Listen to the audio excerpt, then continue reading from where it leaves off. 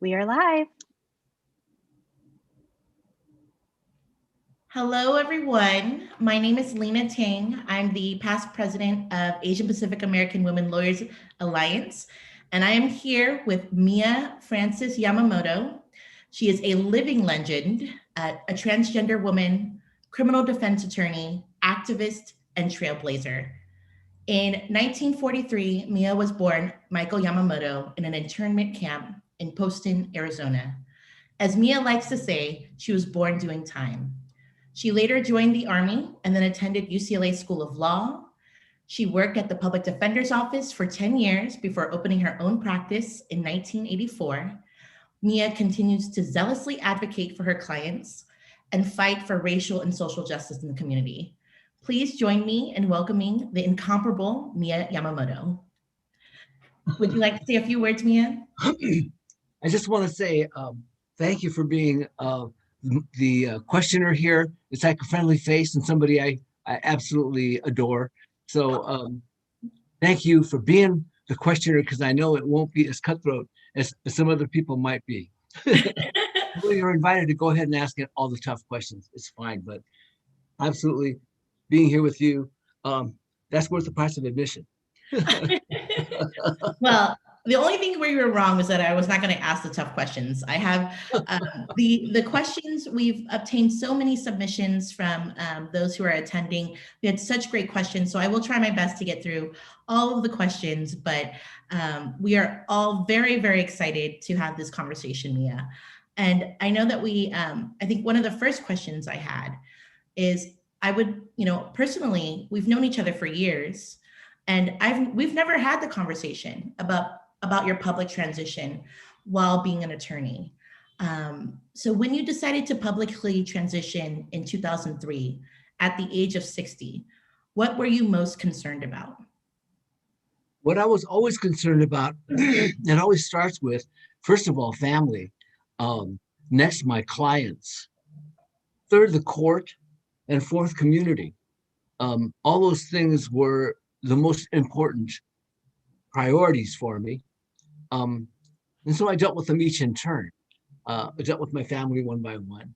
I only had one older sibling who disowned me and told me to keep away from his family, etc.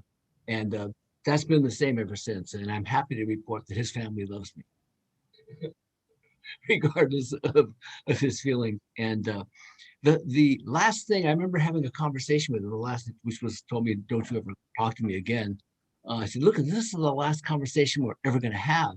I want to thank you because you were the rebel of the family and you taught me that I didn't have to be what everybody wanted me to be. Thank you. Goodbye. I haven't spoken to him in all those years since 2003. I don't expect to. He's sort of a hardcore believer in himself. So the court was absolutely the next part. The next people that met the next most to me, the clients who were counting on me. I came out to them each one by one. I told them I'm going to be going through transition, and I know it's kind of a bait and switch here. It's like you hired a guy, you know what I mean, and you're going to be getting a woman, and if you can't manage it, I totally understand. I know some of the best lawyers in Los Angeles. I'll make sure that somebody's going to take care of you and take care of you well. And all the clients, they all said the same thing. They all said, no shit, man. You're really going to do that? Wow. And then they said, well, okay. I said, well, if you want to talk to your family, I said, no, I'm going to stick with you. It's like, and I didn't expect that. I was convinced that I was going to be losing clients, and that was fine. Because the next level was obviously the judges, and sent them letters and basically let them know that if there's any prejudice to any client I've got, then just take me off the case, because I won't jeopardize my client's chances because of my transition. And interestingly enough, the judges, being judges, never said a word. They would just pretend like nothing else was happening. You go in there, you do your case, you make whatever arguments you're going to make, they rule. And, and it was interesting. I got no response at all from them or nor from the prosecutors. In many ways, from them, I expected a certain amount of whatever transgender people get, which is usually rejection and ridicule. And from the people that I expected it the most from, I didn't hear from them. They may have had things to say, but they apparently didn't want to say it to me. Um, Although I encouraged people that I said, if you have anything bad to say about me, say it behind my back.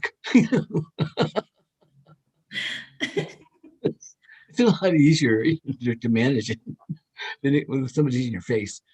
But so I went through it with everybody, and then further on, I decided that like every transgender person has to decide what is their direction post transition, and mine was always going to be exactly the same path I was on. This is definitely a hiccup on that journey, but it was one that was going to be beneficial to somebody, hopefully. And that meant that once again, you've got to be not just a sort of a emissary for your tribe in one instance, but the experience of that maybe gets you ready for being another kind of emissary for another kind of community. Um, and that begins to become a sense of purpose. It gives you a sense of design at that point. Like, well, how much good can you do from that perspective? And I think there's a lot, actually, as it turns out. So, as an opportunity to provide some benefit someplace, then it has to be looked at as a blessing. Where you spoke a little bit about some of, I think, the unexpected reactions you had from your clients um, Mhm. and the judges. Was there anything that stood out in particular, an experience? Well, I think there's always quarters of a population when there's an issue. When anybody comes out, you'll get a certain amount of negative and denial messaging, comments, etc. And I was actually expecting a lot more, frankly, knowing what I've known about the history of the courts and how they treat transgender people. I've been a witness to that for all those years before I came out. So I knew that the hostility and the animosity towards transgender people was palpable in the courts and the jails, um, every place you can imagine. So it was not like something that I kept thinking, "Oh, great, I'm going to be going through transition and I have to deal with all this stuff." Um, but the longer I go through this process, because coming out is sort of an ongoing process, the more convinced I am that I can do some good by just being in the conversation with the past president of the Asian Pacific American Women Lawyer Alliance and one of my heroes, Lena Tang. So yeah, I'm here to be in this spot and to be able to have this platform, to be able to advance some notion of the outer limits of equality, the um, absolute vanguard of certain motions and certain movements for social justice. And looking at something that certainly looked like a curse for most of my life, to be able to look at it as some form of a blessing is that is a tribute to having a sense of purpose and being able to wake up every morning and feeling like you've got to fulfill that sense of purpose regardless of how you're feeling, and whether you would like to, whether or not you would like to keep going. Having that sense of purpose has meant everything um, in a lifetime of suicidal ideation. To the I'm no different from very many other LGBT people who experience that sort of overlay and dark cloud above their lives for their whole life. And it gives me it gives me pleasure to think that I can come out here and speak to you, to speak to our board, our membership, anybody else who's interested, um, about this issue, that we can not only provide competent service, but we can flourish in this profession. Every single one of us is a trailblazer, is a pioneer. Every single one of us represents our community. And every time you walk into a courtroom, you're living up to a standard that has been put in place by others. And from my point of view, forging a path for myself and for other transgender women of color, for instance, is as important as setting a standard of excellence, integrity, and commitment um, to the practice of law and to the court system and to the rule of law. That particular opportunity is definitely a privilege that I appreciate, and I'm grateful for that. Mia, I think what you said and what struck to me was your statement saying living up to a standard put in place by others. And I think that's so important to remember that, you know, and I think it goes into a lot of questions that I've received about how do you practice law and also be your authentic self? How have you encountered any issues or problems with, I think, living and practicing authentically? I believe that the only way that one can practice well and competently is to practice authentically. Excuse me. I think it brings a level of credibility in everything that you do. When we live a life which is only half revealed, I think it is apparent to not everybody around you, certainly, but some people, and there's an element of falsity that accompanies a sort of constructed persona, constructed for the benefit of others, is what is the intention, but it ends up a false front. And that is, I guess, what is the definition of stealth. When we talk about people that live in stealth, not revealing their truth, um, I think they can practice competently in that guise, because law doesn't require much more than that. And on top of that, law is I think in a place where transgender people, and maybe that was in my mind someplace, uh, where women could flourish, and that maybe that meant that transgender women could flourish as well. So I think that, yeah, when I talk about the standards that have been set by others, I'm really talking about you and me and Christine and Callie and everybody else that's got to walk in and say, I'm a great lawyer. I'm gonna stand here. I'm gonna represent my community.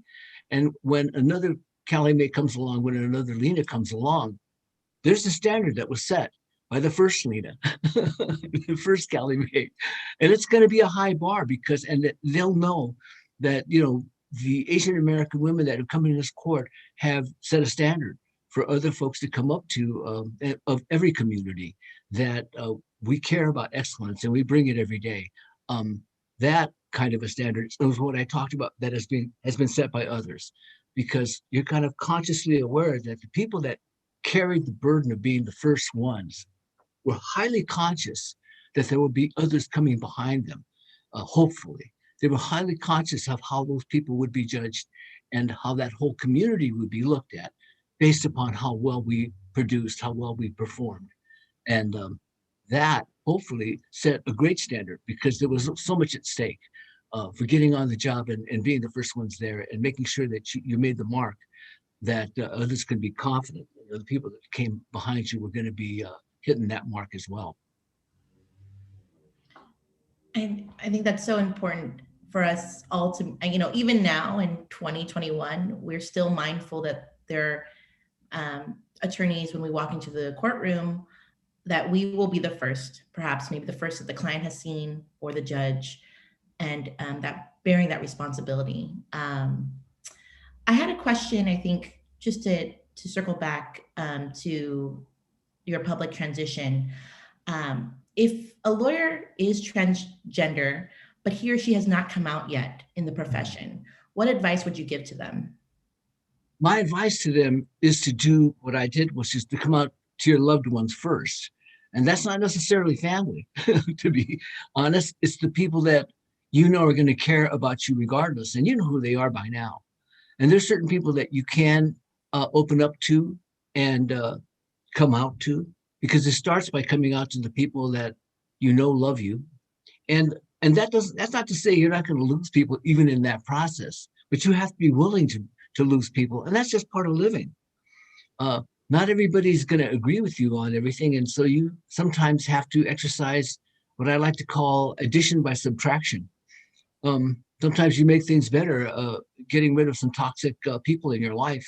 And going through transition, believe me, tells you who they are. Sometimes it's a surprise, to be honest with you. But it's just a necessary culling of the herd in a sense, because there's some people who are against you and some people are for you. And the people that are for you, you need to care about them and nurture them. So identifying them through the process is another plus um, of going through transition.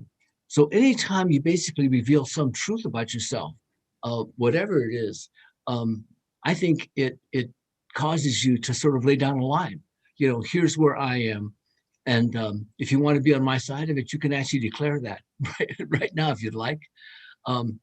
But the main thing is there is a line. There's some people that are going to accept me and tolerate me, and maybe sometimes even stand up for me. And then there's others, and they have to be the wallpaper, because you need to nurture and focus on the people that are there for you and care about you, because being there for each other is what it always comes down to, the people that care about you and care about your life and your future. So getting back to what we talked about,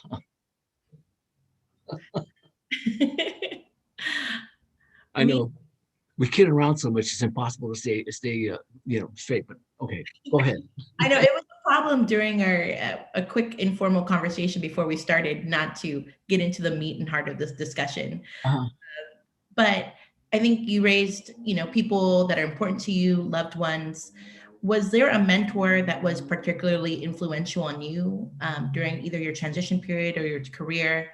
And why that mentor? I really wish I had somebody who could have mentored me. The mentors I had were, for instance, like my first boss at Legal Aid, the Morris T. Johnson, the late Morris T. Johnson, who was a Tuskegee Airman in World War II. And he was one of the first African Americans ever to graduate from Harvard Law School. He was my executive director at Law Flow when I first started there, and he taught me all about pleading and how to start civil cases, how to roll through them. He was a mentor in a way, because he taught me the basics of practice. Um, Al Monaster, the great public defender who is the head of appellate, was my mentor in the office. I will say this though, the great late Bob Takasugi was a model of an individual who went into becoming a lawyer and then becoming a judge, and never losing his hold on his integrity and his values. He was so uncompromising that he hampered his career in many ways. Um, you don't get the prosecutors angry and not pay for it. I'm a living testament. But in any event, so there have been people I've looked up to and role models, and the most inspirational people. Even if I've never had mentors myself, I feel like I see what you and Christine and other people are doing, and I am inspired uh, by you taking people under your wing the way you do. And I think it's extraordinarily important role modeling, that we all have to take people under our wings and help them get through it, because this is a hard process and a hard transition. Just trying to become a practicing lawyer, that's tough enough. Trying to just come out of law school. So um, my hat's off to APAWLA, as always. It's like there's a lot going on right now, really, in terms of the targeting of Asian Pacific people, and specifically Asian Pacific American women. And there are a lot of questions and conversations that we have to be a part of, that we are on the receiving end of unacceptable hatred and violence. And there's a certain stereotyping, there's a certain fetishization. There are a number of things that are going on in our community that we are uniquely situated to speak out against. And I'm really proud to be a part of an organization that is not just a trade association or a commercial entity, but it's a community organization, flat out, interested in the issues that are affecting the larger society and women, and the rights of Asian Pacific American women in particular. So just to focus on that particular issue and why it's a neglected issue, none dare call it racism.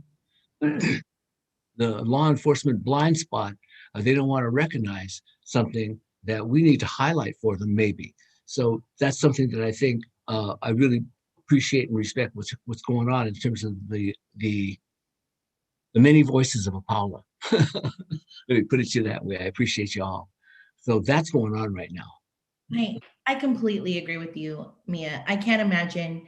I mean, I think we need a moment to address what has happened last week and the tragedies that have that occurred in Atlanta. And I think what a lot of people in the AAPI community are feeling right now, especially Asian women. I think the timing of today's conversation was very important, and I think it was a moment for us to, I think, take that moment to address where we are, make sure we provide that support and that space for this conversation, and to really uplift AAPI women. Um, I think we're all, putting it out there that we're here to support and we're here for one another in this very dark time. There were a number of questions I think that were related to what's going on. So I think to jump right into it, what you and you've talked about it a little bit, but is there any other words or advice you have for AAPI women who are living in fear of attacks as a result of their race and gender? Uh, I think that, let me just start by saying, I think the people that are most terrified of just going out on the street and living are Black transgender women.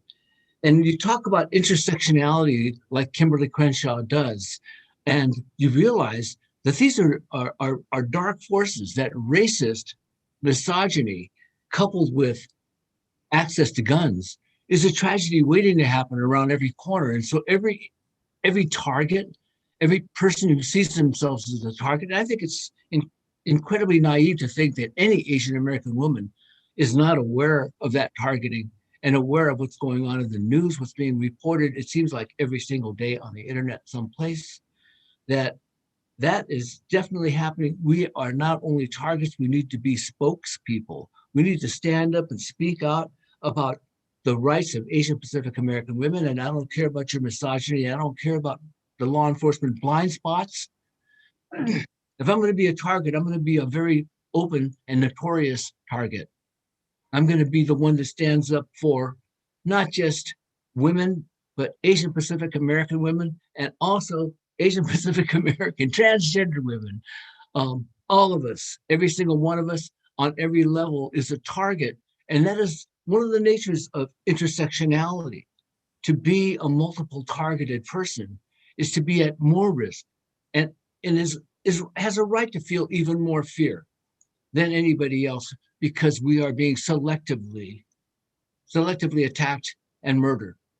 So that is a fact of life, and we recognize it and we speak out against it. And there's a whole lot of forms of sexism and racism and misogyny that we speak out against because we're APAWLA.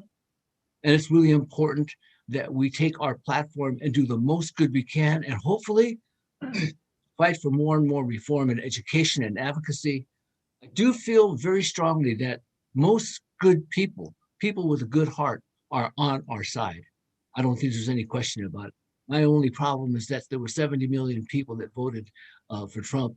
And I don't think that our problem comes from anybody else except them. And I do see a whole movement.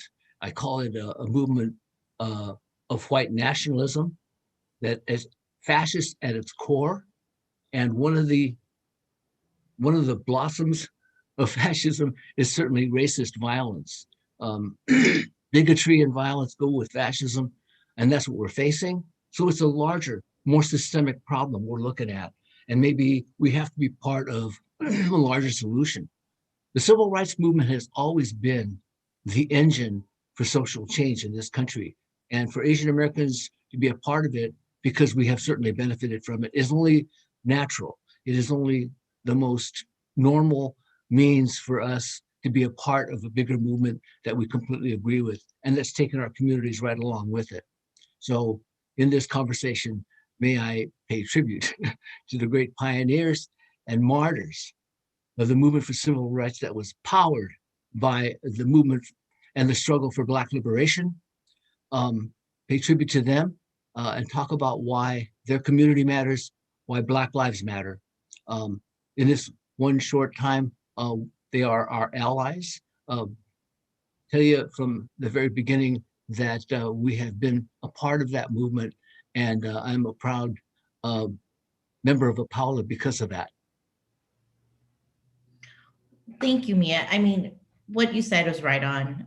The history of discrimination and racism goes beyond last year and this year. The intersectionalities of being an Asian and also being a woman, and perhaps even being a transgender woman, and how that puts communities at particular risk and vulnerability. And even what you mentioned, the fetishization of Asian women. There's a dark and long history of, I think, the community at large being, and I'm sorry I'm taking over the space, but just taking that moment, I think, um, silence by other communities That's, is the that's complicit. been hard. Yeah. Yeah, I think what I sense is that people don't want to bring up the subject because they think it's really painful and they're right. But they also are not in tune to the amount of suffering that we're all experiencing. Not just the fear, that's part of it, but it is the horror of losing these beautiful people to to what looks like something systemic. The system tries to deny it, but racism is real and there, and it was definitely a motive in this particular crime. Um, Solidarity is still the most important answer. I don't have answers to it. I've had terrible questions going on, a lot of anxiety, and one of my anxieties is that I don't know exactly what to do. I don't know exactly how to say it or to do whatever needs to be done in order to make things better, in order to learn from every tragedy. Somehow or other, there's a lesson someplace, and I can't find it. I can't find it. So I always resort to the usual, which is that solidarity matters. Solidarity, because all of these things that are happening, because all racism in this country um, is at the source is white supremacy. It has a whole bunch of different ways of expressing itself in a whole diverse number of communities, but it is led by a whole campaign by people who benefit from white preference, white nationalism, white supremacy, to convince people of color to target each other. There is a campaign like that. It is also a campaign to use Asian Americans, I'll say it, in the same way they tried to use us against affirmative action. They're trying to use us um, against criminal justice reform. I don't believe that the answer to anti Asian violence is more cops, more guns, more militarization of the police, and certainly the answer is not more mass incarceration. So I just feel like if I have a message at all, it's don't be used by those right wing forces that are fighting back against criminal justice reform. Don't have Asian Americans being used for the purpose of funding the police department and militarizing their forces and their equipment. So that's how I feel about that. But I know it's not the answer to anti-Asian violence. I do think that solidarity is where it begins, and the recognition that there is something happening, and that we see it, uh, we recognize it. We would like the government to take another look, um, because and there's a whole lot of people that are going through the same thing. There's a level of denial that they just, I don't want to bring this up in front of Lena because I know what they're going through. So I'm just going to pretend this whole thing's never happened. I'll walk right by. And there's a sort of cowardice there too. You know what I mean? I mean, they're saying that they're really afraid of your rage, your righteous anger. They don't want to have to see it, whatever. It's still polite. We haven't had lunch yet and all that sort of stuff. And there's a lot, I mean, I think a lot of Asian American people are going through that right now. A lot of Asian Pacific American women. It's like, we're being completely ignored in many ways. As well, they didn't say what they said it wasn't a hate crime, and go back to work. I can't even look at that situation and contemplate it without tears coming to my eyes.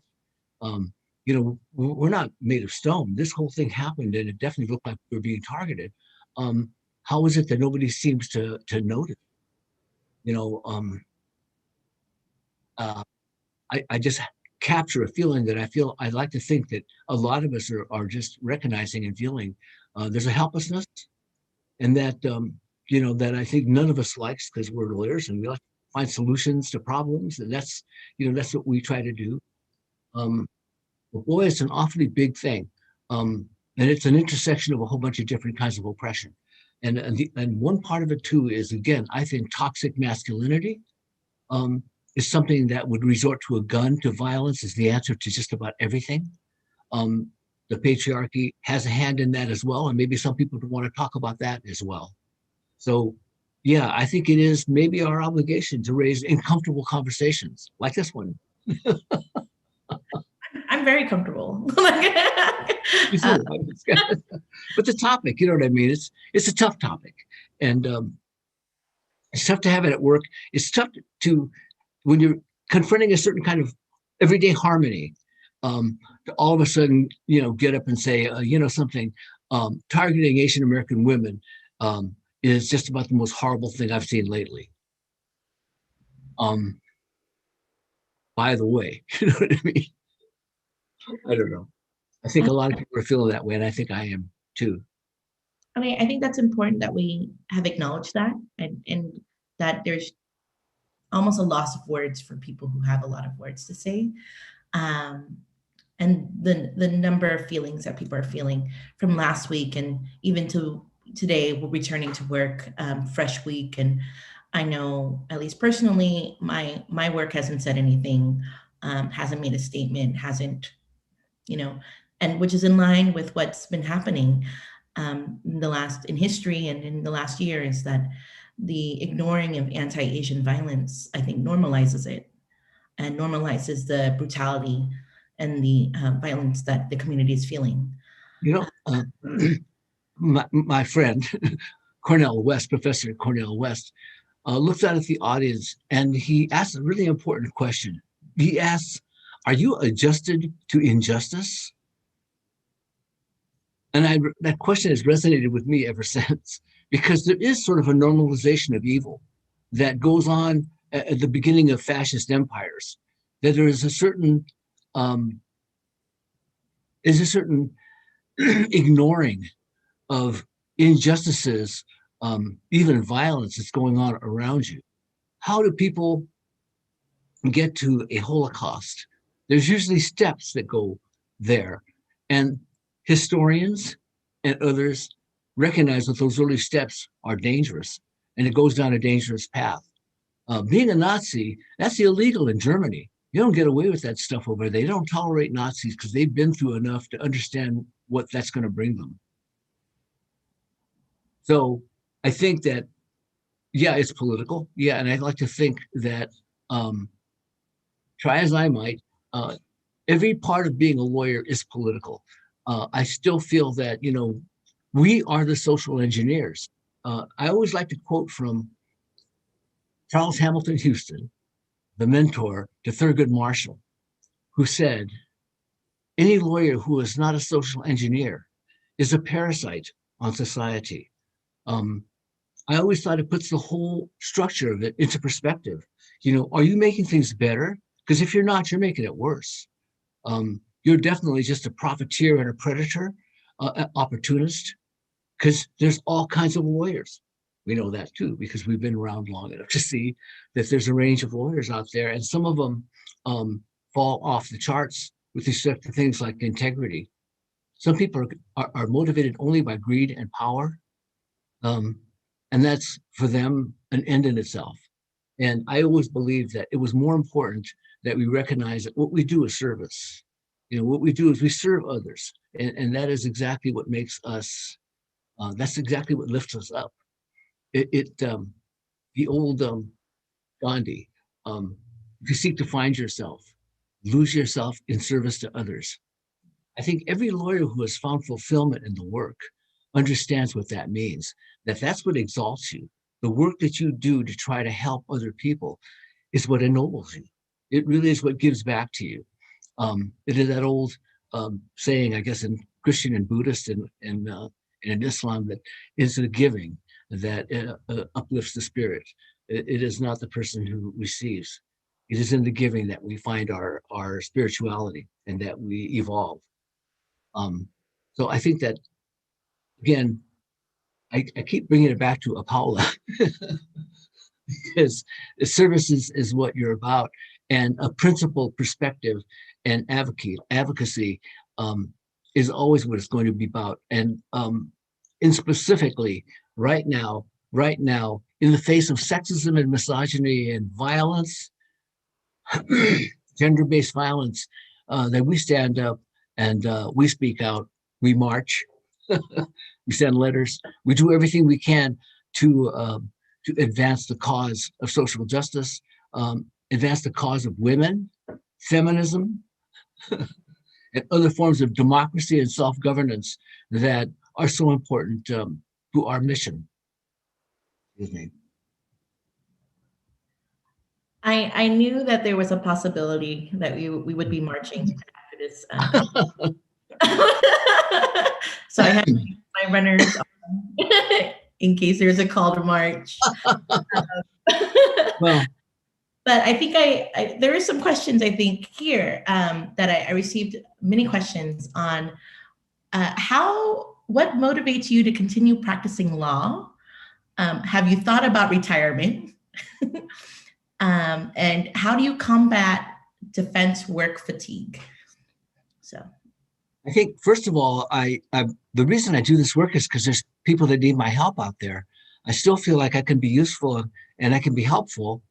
And so the idea of retirement just seems like a surrender to me. It's like, I feel like I've been in this fight a long time, and I feel like I'm still useful. I can still be a good lawyer and help somebody out there with the things I do. How do I fight criminal defense burnout? It's interesting that I concede that everybody gets tired. And believe me, representing, accused criminals in the courts, in front of juries, and every place else, especially some of the cases I've got where they're highly unpopular, is a form of stress that I don't commend to everybody. But I do feel like being a defender, and I always say this, is the highest calling for any lawyer, is to represent the poor. And to represent the poor in the criminal court, in my humble experience, is the hardest thing that any lawyer has ever had to do, I think. So I feel honored to be the one to represent people who are charged with the most serious of crimes, who are looking at the most serious of consequences. And I feel like I'm answering a calling that maybe I didn't know I had until I became a public defender. But it has brought out the best in me. I feel that I'm constantly looking for myself in all the people that I represent. I'm looking to see myself reflected, and it is uplifting, and it is definitely tiring, but it is fulfilling. And if you can't get your heart broken, I always say this about being a defense attorney or being a public defender, can't get your heart broken, go find something else to do, because you have to have that much heart and that much love, so that when you get defeated in these cases, you get your heart broken. When you lose somebody to a life sentence or to a death sentence, it should be devastating. It should be something that absolutely tears at the heart of you. But you have to be strong enough to withstand that and keep on going. And maybe that's the whole challenge of it. It's always the case of coming back from defeat that is a test of your resilience, certainly an overused word lately, but have some appreciation of what goes into the rebound, coming back from getting knocked to the canvas. I think it's a really important quality with respect to certain things. And I always feel like, Yeah, there's a lot of heartbreak in criminal defense work, but the other part of it is, again, if you can't get your heart broken, go someplace else. And understand this: this is the biggest challenge.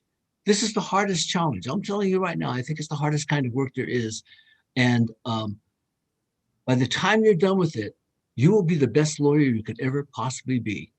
You will have examined and pursued every possible lead, every possible legal angle on a case. You will find yourself reaching excellence because of defeat, because you never want to go back in and make the same mistake again, or even lose the same kind of case again. It is always a matter of getting better, no matter what. And it's a job. And I always say this when I used to recruit for the office. I said, look, you know, you can be the guy that's holding all the cards, or you can be the guy that has to play the cards they've been dealt. That guy across the table, that district attorney, he's got all the cards. He's going to win most of the time. You're going to lose most of the time, but you're going to beat him. And at some point, 10 years from now, who's going to be the better poker player? You or the guy that was holding all the cards? You're going to be better because it's harder. You're going to be better because it's tougher, and because you will have to be tougher to survive in that milieu. But I still believe that working for the poor is the most noble thing you can do as a lawyer. I still have a sense that the great inequalities of society are so vividly evident in everyday life. When you walk into a courtroom and you've got a poor person and he can barely speak English and he has no money at all and he's homeless, but the Constitution is implicated, and probably it shines even brighter because this man is a poor man. And that means my job as a defender, when I was a public defender, was absolutely the most important possible place I could be on the earth at that moment. That was the place where I was going to fulfill my destiny as a warrior for the poor. And that meant I was answering to a higher calling than just being a lawyer. Because most of lawyering outside of the public defender's office or outside of criminal law is all about money. How much money you got? How much can you give me? How much you owe me?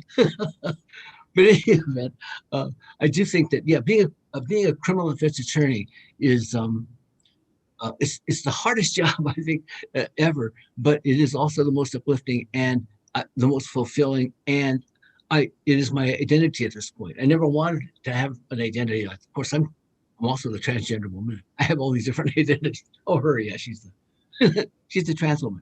Um, so the question is a valid question because I know several people that it's just burnt them out and they couldn't continue and they found different lines of work and um, so in that sense, yeah, not everybody can do it. I feel privileged just to be able to do it.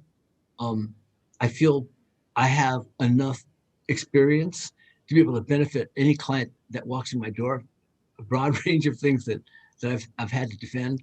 Um, and the whole human element, um, I feel has made me a better person to see people in their worst circumstances, the most desperate and the most angry, the most despairing even. To be that person fighting for them somehow or other really gives me a lift. Um, I used to say, maybe it's just in my nature, I'm kind of an outrageous person, but I've always loved walking into a courtroom when everybody there hated me, hated my client, hated me. Somehow or other, I thought, wow, I'm the only person in this whole place that cares about this guy. You know, that's something. You know what I mean? That's really something. I have these looks from people and the way they're talking to me, stuff like that. And this poor guy, he needs somebody like me. You know what I mean? Who actually takes some joy in defending the Constitution, raising my voice on his behalf. Um, it's I never ever thought about what it looked like to my clients. I don't know why. I just all the time I work, I just get in there and do my thing. But when the clients turn to me and they give me this look like, like you're a deity, you know what I mean? When they were first looking at you like, you're the lawyer, give me that's a lot of reward that, because I've always told the clients too, yeah, I'm an Asian American, um, I appreciate that you might not trust me. And I think, fine. I said, don't trust me. I will prove myself to you before this is over. That's all I'm going to promise you. And that's what I've always felt like. And it's always on us. You know, you always have to prove yourself to people, really. And especially to a client, you know, everything's riding on it. You know what I mean? So you better be who I need you to be. And your answer is, I am, actually. You're so lucky you got me.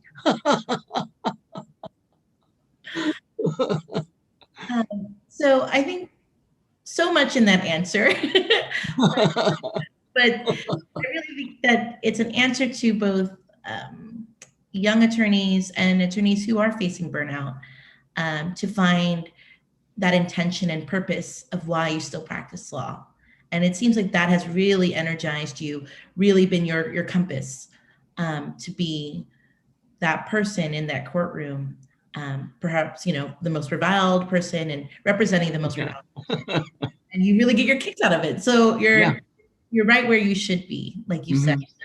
Mhm. What advice would you have for young lawyers and students who are facing adversities in the legal profession, whether it's due to their race, gender, or identity, and may not have, I think, for you, the benefit of years of experience and the validation, like you said, that you know that you're going to prove them wrong, but perhaps advice to someone more starting out early in their career, how they would cope with that situation, that the client is not believes that they can handle the job.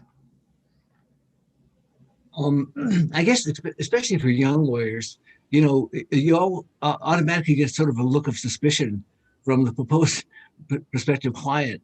Um, but I think that the general principles of law practice that have always served me in good stead was prepare like crazy for that meeting, prepare like crazy for that hearing, prepare like crazy for that trial.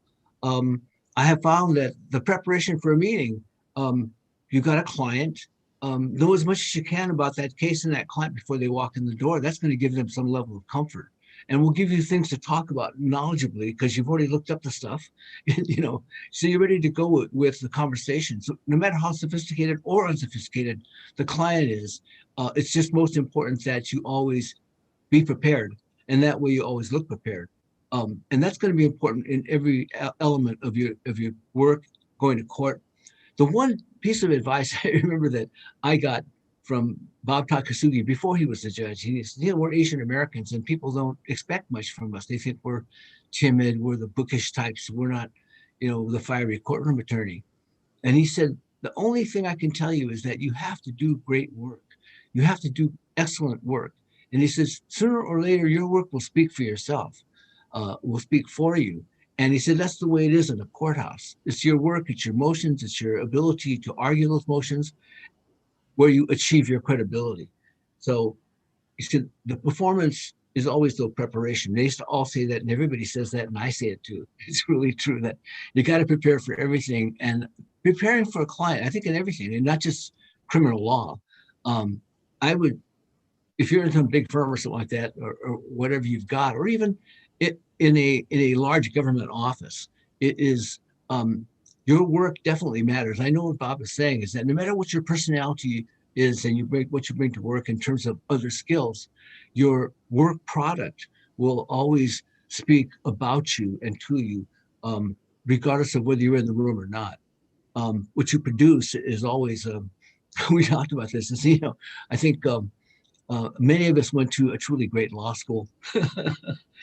We got an important game this afternoon, but no matter what, even if you go to a place like that, the practice it can be very elusive. It is so specialized in every area of the work that the best advice you give to a young lawyer is to basically bear down at the beginning more than anything.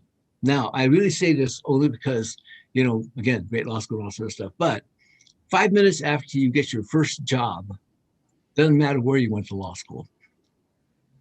You know, so I never worry about that. Everybody's worried about, oh, I got to get to a good law school. I got to go, you know, I got to get to Stanford. I got to get to whatever, you know, I got to go to Harvard. They're wrong. Actually, 5 minutes after you get that first job, The only thing that's going to matter is, can you perform? Can you produce? And at what level? And nobody cares where you went to school. It's really true. You walk into any courtroom, absolutely nobody cares about where you went to school. It cares about what kind of a case you got and how well you present it. Um, the judge, how well they judge, how smart they are, how astute they are, how quick they are. Um, all these things have to do with how you produce. So I think Bob, in the beginning and through the end, always said that, bear down. It's like, you're representative of your community, and we're counting on you. Um, and so I didn't mind that kind of. I think that was really something that gave me a sense of purpose. He's right. I am carrying a really important legacy forward, and it is my responsibility to look at that seriously. I'm not like some of these other guys who, you know what I mean? And I mean, really, it's like they're all over the place, but the white boys take it for granted. We couldn't. You know what I mean? It's like we just couldn't. If they were already accepted, they were going to be, they're going to do fine. But Asian Americans were going to be coming up, hopefully. It's like when we started at Pilsa, there was what, 7 of us. You know what I mean? And it's kind of funny or pathetic or whatever you want to say, because now it's like how many you probably have. I don't know. At a given time in a particular law school, there might be what, 50 Asian Americans, 60, 70, a lot, too many. Too many to worry about anyway. And want to make sure their numbers are there. They're going to be fine. And I guess everybody has anxiety about what am I going to do for a living and blah blah blah. The only advice I can say is you got to have an open mind. You really do. I never thought I'd practice criminal law. I've spent a whole lifetime doing it. I thought, hey, I'm this really good student. Why do I want to represent the worst people in society? You know what I mean? And that's what kind of a jerk I was. It wasn't until I went to work at Legal Aid, working for the poor, um, and I left there and went to the public defenders. I realized it's the same guys in the tank that I had at Legal Aid. You know, you're you're not just working for the poor. You're actually doing really interesting and very immediate work, um, and that appeals to me to this day. You can be in many ways of more emotional help to come to somebody, explain to them what the law is and what to do next and what's going to happen next.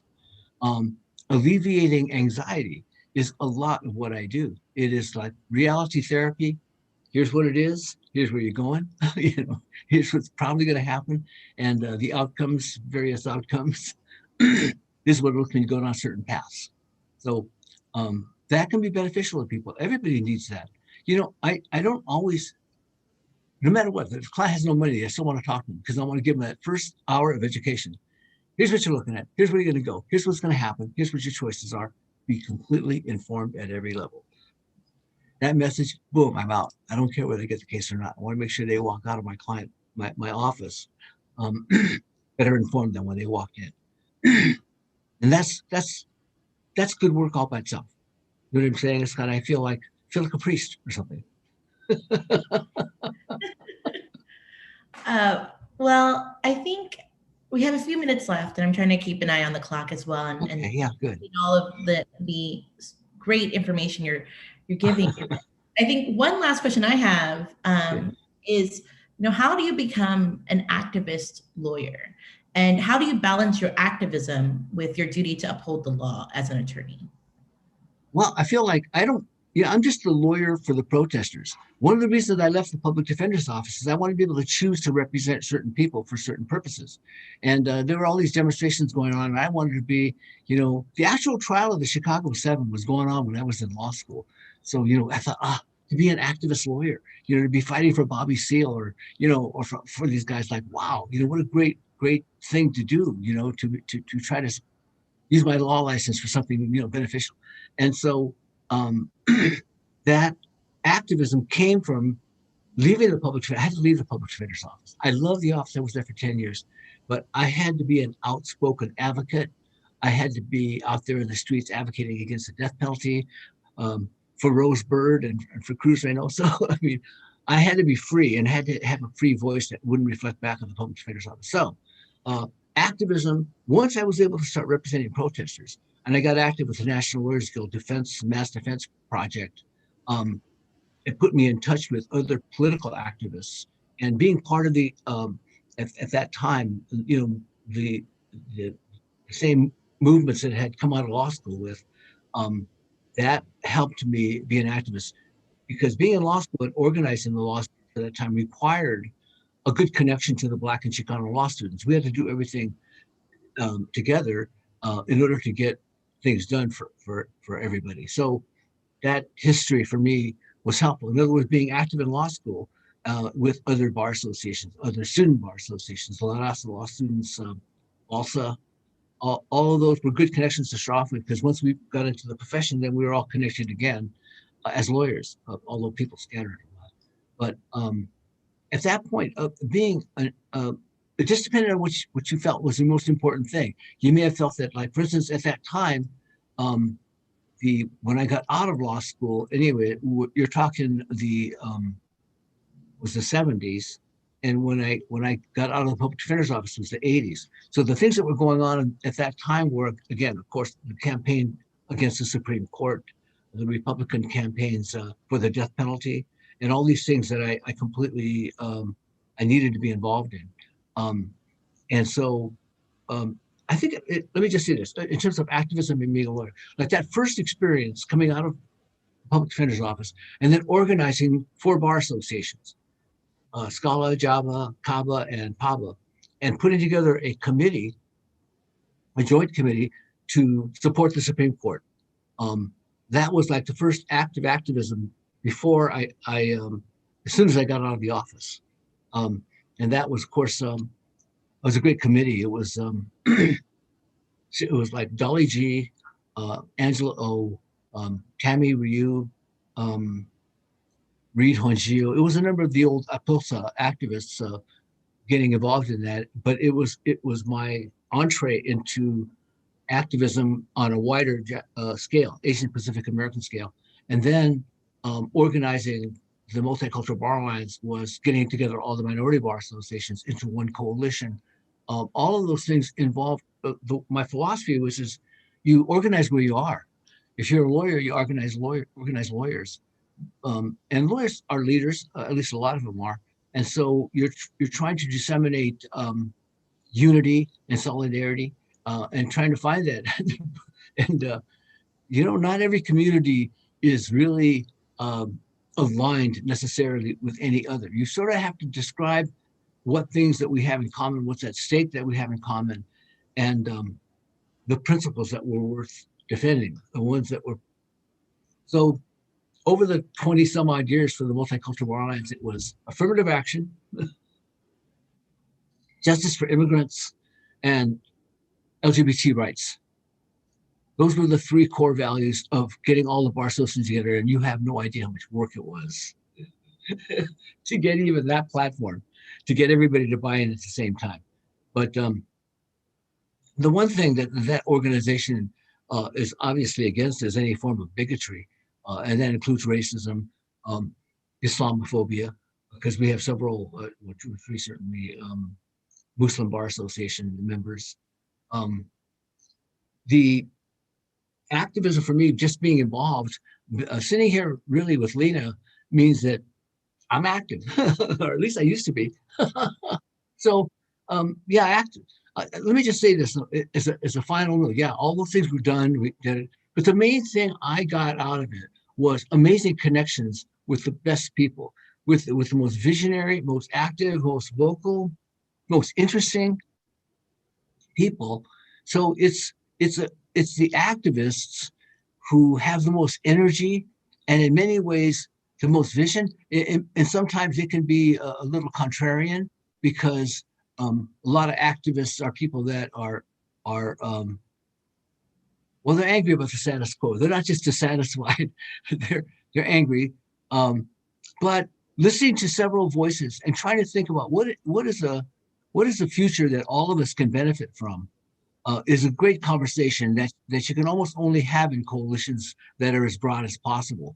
So I do encourage it. It's like I still think that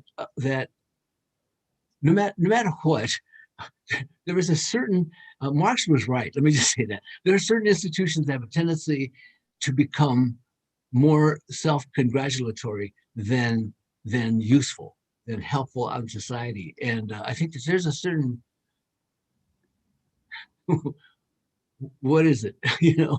Um, that that that leads to that. And I think you got to be constantly vigilant. That's the reason why activism always means reinventing. It always means bringing a new revolution to whatever organization you're in, because times change, the perspectives shift, and different people get targeted. Different people get marginalized. We always have to be aware of the entire spectrum of people that are concerned, and that is always, at least for me, the previously unjustly excluded, whoever they are. I think that's a great last point to end on. And I really want to thank Mia for her time. I think it's been such a lively discussion. We have one more Trailblazer speakers, I'm sorry, next month. And also we have a Thinking Out Loud discussion series for APAWLA, so keep an eye out. Thank you so much, Okay, everyone. thank you.